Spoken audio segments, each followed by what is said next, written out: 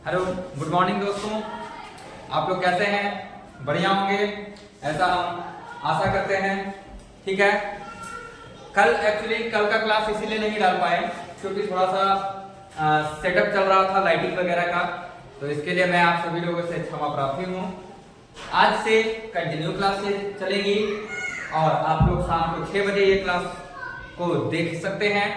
ठीक है, तो देखिए जो बचा हुआ सेशन था हम लोगों का, यानी कि 9th क्लास का जो एनसीईआरटी हम लोग पढ़ रहे थे पालमपुर की स्टोरी, उसमें हम लोगों का ये टॉपिक से आज हम लोग शुरुआत करने जा रहे हैं। क्या नाम है इसका? Who provide the labour. Who provide the labour, यानी लेबर को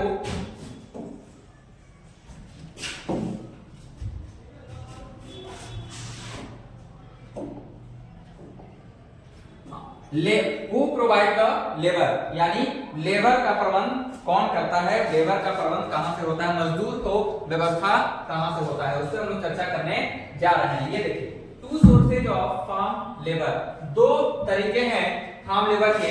क्या है? दो तरीके हैं। ठीक है, फार्म लेबर के कितने तरीके हैं? दो तरीके हैं व्यवस्था करने के। एक आते हैं कौन? स्मॉल फार्मर आते हैं। ठीक है, एक आते हैं आपके स्मॉल फार्मर। ठीक, देखिए एक आते हैं आपके स्मॉल फार्मर। इसमें देखिए, provide labour themselves with their family. ये लेबर कहां से आते हैं? ये खुद ही जो है आपके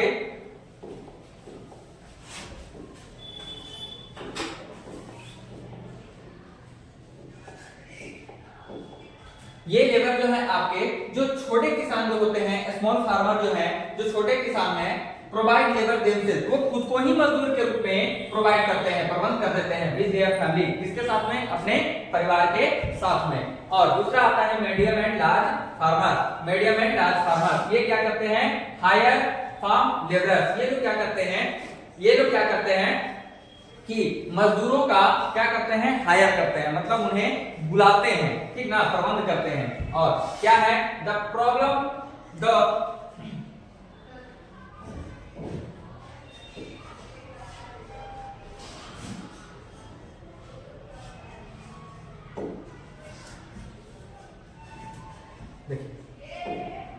देखिए the problem of farm labour, यानी ये जो आपके खेती वाले जो हैं आपके, इनकी प्रॉब्लम क्या है, समस्याएं क्या है। ठीक है, इस पे हम लोग थोड़ा सा देखते हैं। तो ये देखिए, they are either from landless family और those with very small plot. कहा जा रहा है कि दे आर आइदर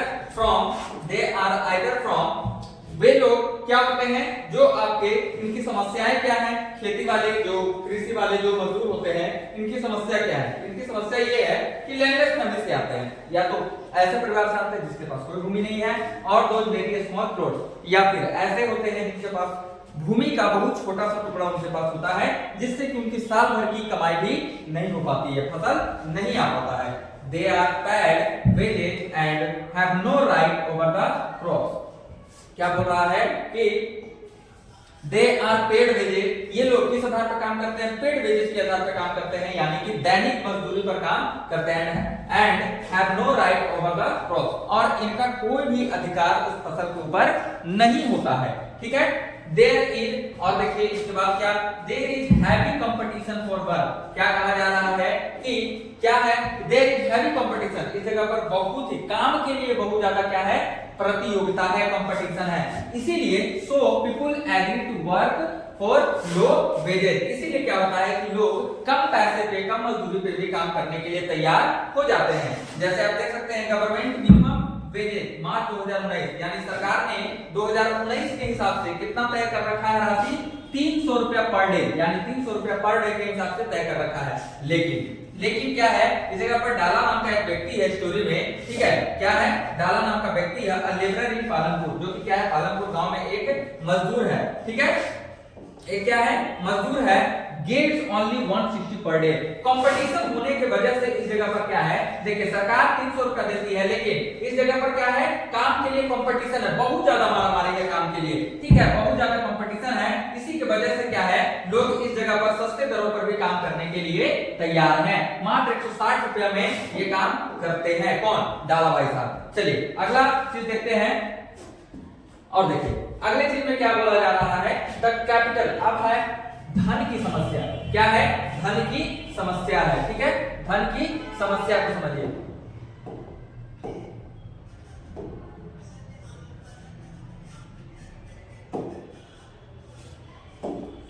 देखिए धन की क्या समस्या, जो द कैपिटल प्रॉब्लम, धन की जो समस्या है, पैसा कहां से आएगा। इसने कहा है कि भाई पैसा तो जरूरी है, ठीक है एग्रीकल्चर कर रहे हैं, लेकिन क्या पैसे की जरूरत नहीं है, पैसे की हमें जरूरत है। तो देखिए पैसे कहां से आएंगे, तो देखिए for a small farmer example Savita. देखिए पैसे की प्रॉब्लम किसको होगी, पैसे की प्रॉब्लम वैसे किसानों को होगी जो लैंडलेस है या उनके पास क्या है, भूमि तो है लेकिन कम भूमि है, ऐसे लोगों को पैसे की प्रॉब्लम आएगी। ठीक है, तो देखिए कार्य एक एग्जांपल दिया गया है, सविता नाम की एक महिला है, ठीक है, पालमपुर गांव में, जो क्या करते हैं, most have to borrow money to arrange for capital. ये तकरीबन समय क्या करती हैं, जो धन के लिए अरेंजमेंट, जो व्यवस्था कर रही है, वो कैसे कर रही है, लोन ले रही है, बोरो ले रही है, कर्ज ले रही है धन का। ठीक है, इस प्रकार से ये लोग व्यवस्था कर रही हैं।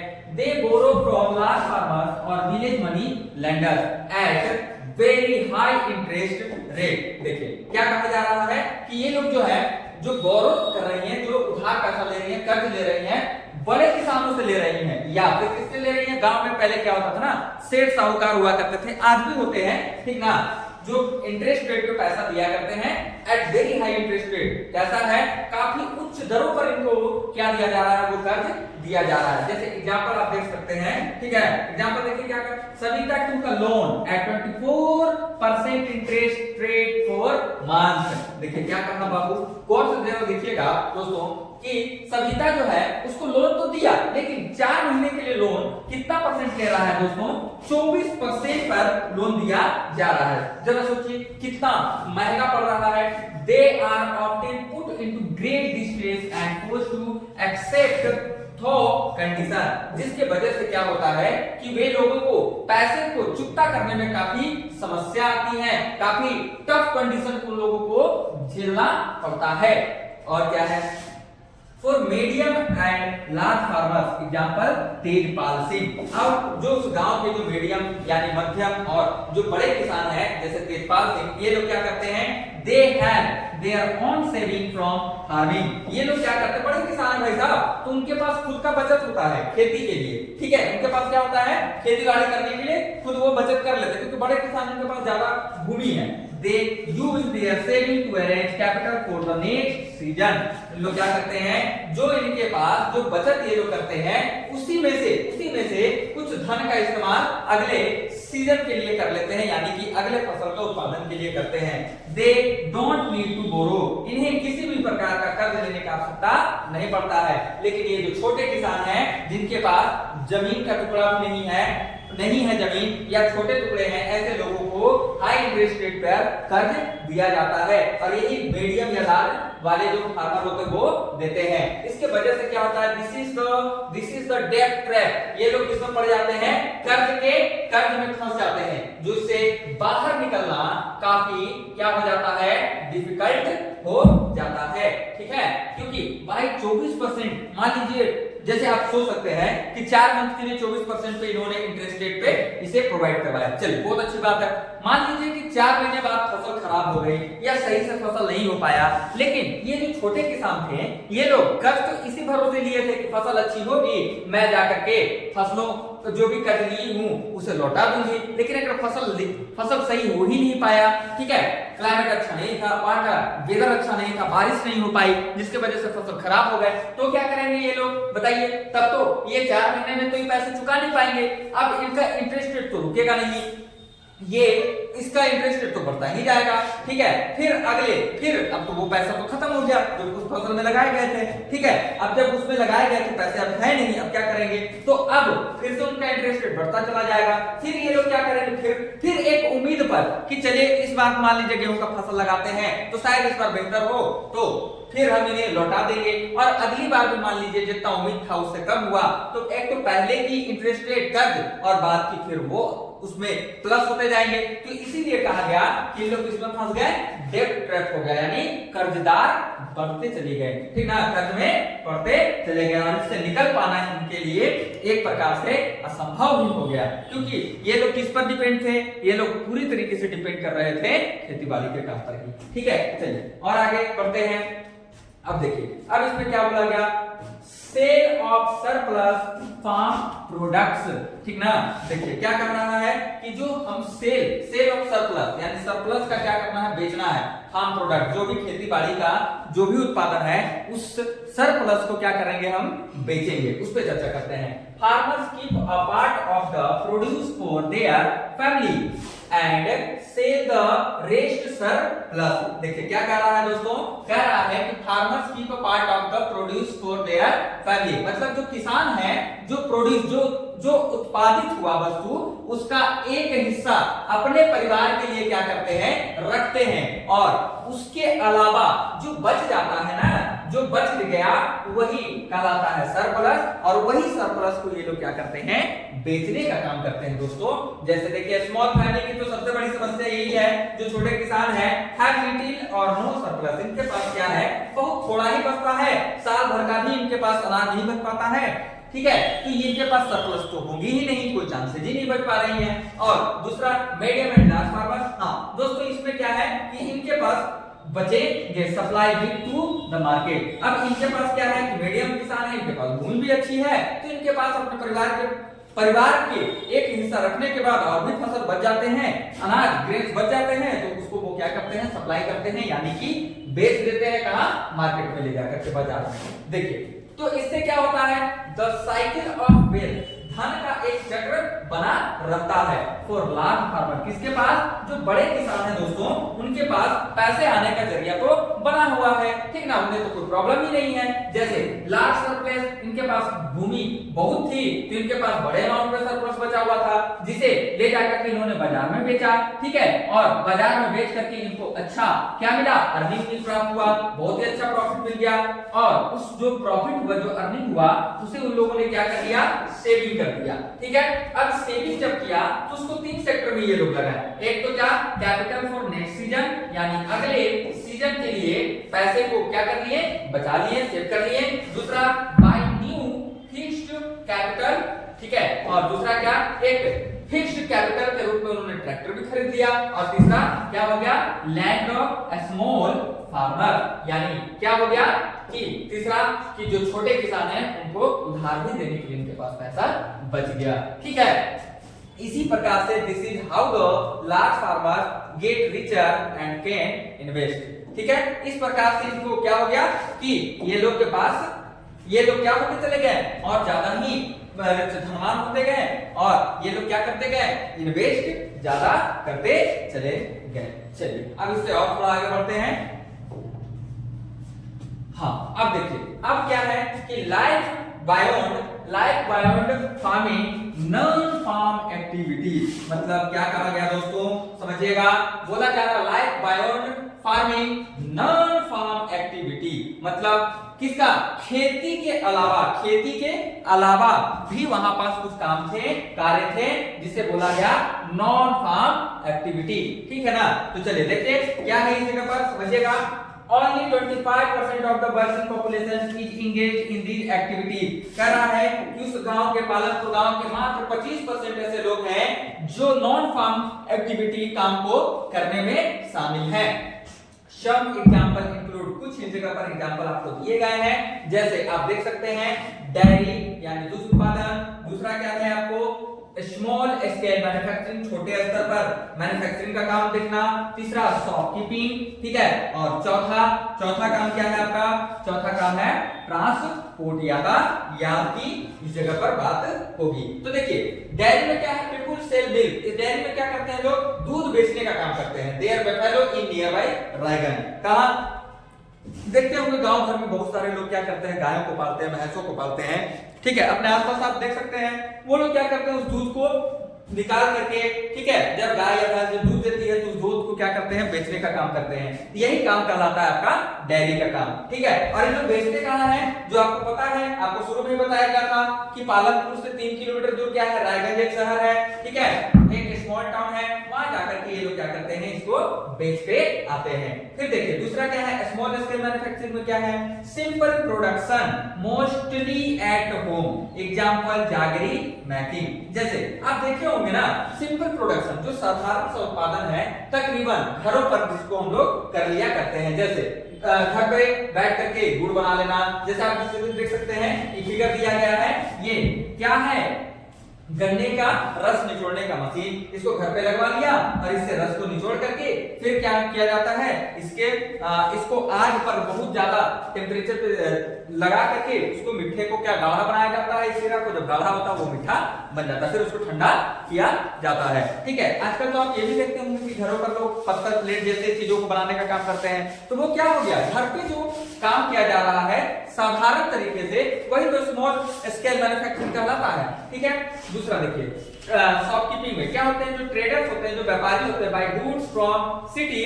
And sell them in village general stores. क्या करते हैं दोस्तों इस जगह पर कि जो शॉपकीपिंग है, यानी कि जो आपका दुकान जो है उसमें क्या करते हैं, जो व्यापारी हैं शहरों से जाकर के सामानों को लाते हैं और अपने दुकानों में रख करके गांव में क्या करते हैं, उसको बेचते हैं। तो दोस्तों आप देखते होंगे ये चीज को भी, कभी आप अपने नानी घर गए होंगे या अपने कभी अंकल घर गए होंगे या दादी घर गए होंगे, अगर आप शहर में रहते हो तो आप देखते होंगे कि गाँव में छोटे छोटे लोग अपने घरों में ही दुकान खोल के रखते हैं। वो लोग क्या करते हैं, अपने आसपास जो नजदीक उनका जो भी शहर होता है वहां से जाकर के सामानों को खरीद करके लाते हैं और उसे फिर जाकर क्या करते हैं, गांव में बेचने का काम करते हैं। तो ये हो गया शॉपकीपिंग जो कि नॉन एक्टिविटी का काम है। चौथा पॉइंट आता है ट्रांसपोर्टिंग का।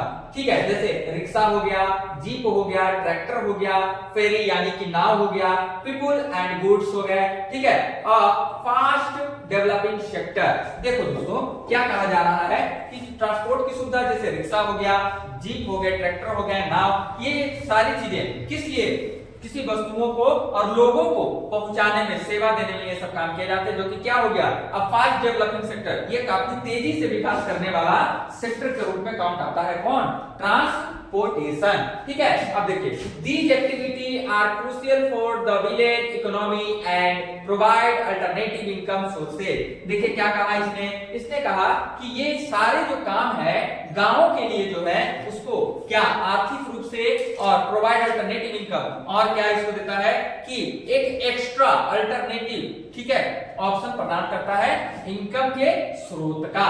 बहुत ही अच्छी बात है, होना भी चाहिए, सभी लोग आजकल करते हैं, है ना। चलिए इसके आगे देखते हैं, यहां तक किसी को कोई समस्या है नहीं ना बच्चों। चलिए अगर कहीं समस्या हो तो आप कमेंट के माध्यम से हमें बता सकते हैं। तो चलिए आगे बढ़ते हैं हम लोग। चलिए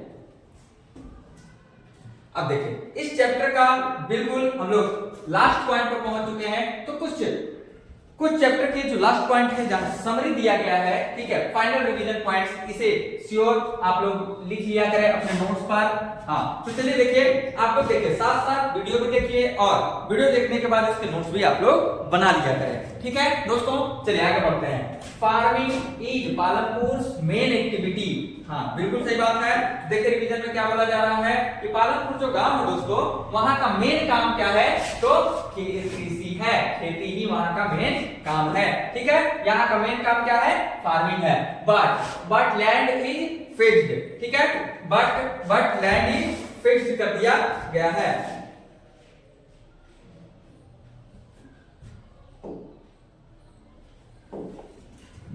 देखिए बट लैंड इज फिक्स्ड, लेकिन क्या कर दिया गया है कि वहां पालनपुर के गांव में आपका खेती ही मुख्य काम है, लेकिन इस जगह पर क्या है, लैंड फिक्स्ड किया हुआ है। चलिए अच्छी बात है। Production is increase by multiple cropping. एक चीज और इस जगह पर निकल के आ रही है क्या, कि यहाँ जो प्रोडक्शन है उसको बढ़ाने के लिए क्या किया गया, लोगों ने क्या इस्तेमाल किया, मल्टीपल क्रॉपिंग का इस्तेमाल किया। और क्या किया दोस्तों, और इस्तेमाल किया मॉडर्न फार्मिंग मेथड, यानी कि आधुनिक कृषि पद्धति का इस्तेमाल किया, जिसके तहत HYV सीड्स का लाया गया। ठीक है, जो ग्रीन रिवॉल्यूशन के तहत लाया गया था, याद है ना। चलिए आगे बढ़ते हैं। फिर देखिए modern farming needs much more capital and can harm the environment soil fertility water table. देखिए पिछले क्लास में भी आपको बताया गया था कि जो आधुनिक खेती करने की जो जरूरत पड़ी, मच मोर कैपिटल, मतलब इसमें क्या है कि इसमें बहुत अधिक धन की आवश्यकता पड़ती है और साथ ही साथ and can harm the environment, और साथ ही साथ ये क्या करता है दोस्तों, तो हमारे पर्यावरण को भी नुकसान पहुंचाने का काम करता है। सॉइल फर्टिलिटी यानी कि हमारी मिट्टी की जो क्षमता होती है उपज देने की, उसको भी घटा देता है और हमारे पानी का जो लेवल होता है उसको भी ये घटा देता है। फिर देखिए land distribution is highly unequal which is the root cause of many problems. देखिए दोस्तों एक चीज और इसमें बोला गया कि यहाँ जो भूमि का जो वर्गीकरण किया गया था, यानी लोगों में जो भूमि बांटी गई थी, हाईली अनइक्वल था। कैसा था? बहुत ही ज्यादा असमानता देखने को मिला, जिसका which is the root cause, जो कि क्या है, सबसे एकदम जड़ वाला कारण रहा। किस चीज का? बहुत सारे समस्याओं का सबसे बड़ा कारण यही रहा कि पालनपुर गांव में जो भूमि को जो बांटा गया था ना, वो काफी ज्यादा उच्च दर पर असमान था। ठीक है, small farmers often get trapped in डेब्ट while large farmers use their savings from surplus to arrange capital. तो दोस्तों देखिए क्या कहा रहा है कि स्मॉल फार्मर जो छोटे किसान थे वो किस चीज में पड़ जाते थे? कर्ज में फंस जाते थे, ठीक ना। जबकि बड़े किसान जो थे यूज देयर सेविंग, वो अपने बचत का उपयोग करते थे from surplus to arrange capital. कैसे? जो अपना जो उनका जो सरप्लस होता था उससे जो पैसे वो कमाते थे, उस पैसे को वो धन के रूप में इस्तेमाल कर लिया करते थे। फिर क्या था इस जगह पर? नॉन फार्म एक्टिविटी में क्या क्या चीजें थी इस जगह पर? देखिए दोस्तों, जैसे डेयरी का काम, ट्रांसपोर्ट का काम, ETC are growing but the sector is still small. देखिए दोस्तों क्या कहा कि जो नॉन फार्म एक्टिविटी था, जैसे कि डेयरी का काम था, ट्रांसपोर्ट का काम था, और क्या था, स्मॉल इंडस्ट्री मैन्युफैक्चरिंग था ना, और ट्रांसपोर्ट भी थे। ठीक है, आर ग्रोइंग, ये क्या है? एक बढ़ता हुआ, क्या था? एक बढ़ता हुआ सेक्टर है, बट लेकिन क्या है, the sector is still small. लेकिन ये सेक्टर कैसा है? अभी तक छोटे पैमाने पर ही बना हुआ है। तो दोस्तों आज ये चैप्टर जो है पालनपुर, जो 9th क्लास का एनसीईआरटी का पहला चैप्टर है इकोनॉमी का, आज समाप्त होता है।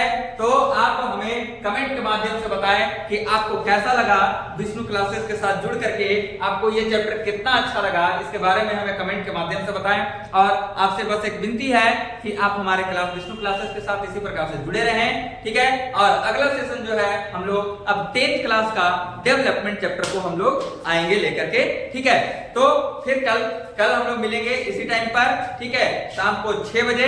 तो आप हमारे विष्णु क्लासेस के साथ बने रहें। धन्यवाद, नमस्कार।